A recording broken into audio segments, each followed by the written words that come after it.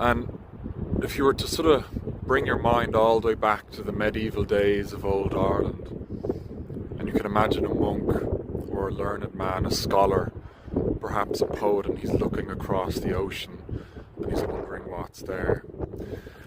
Now, to many people, what was there was just nothingness. You'd fall off to the edge of the earth. But many Irish, at least around the early medieval times, they would have believed that there was a other world beyond the ocean, that there was a land beyond the ocean.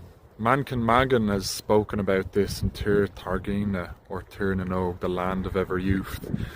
But just want to give a bit of perspective on Irish mythology, which I'm fairly familiar with.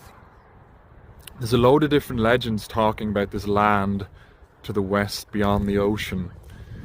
It appears in an interesting story called Ochta Conle. Yeah, it appears in this really interesting story called Ochta Conle, which means the adventures of Conla, either Conla the Red or Conla the Ruddy. The story begins in a place called the Hill of Ishnach, the umbilical cord of Ireland, the naval centre of the countries, the meeting of the 5 provinces.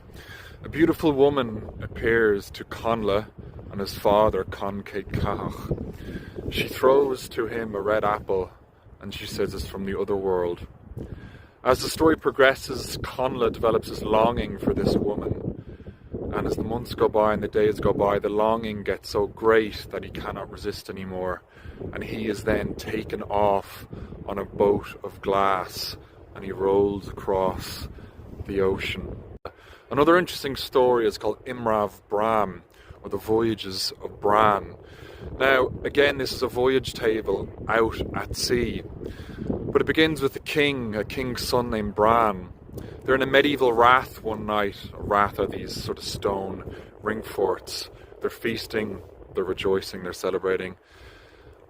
Seemingly out of nowhere, a woman from the other world appears.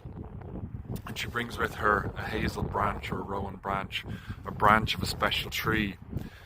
And she says to Bran, there are thrice 50 islands out to the west, each of them 3 times the size of Era.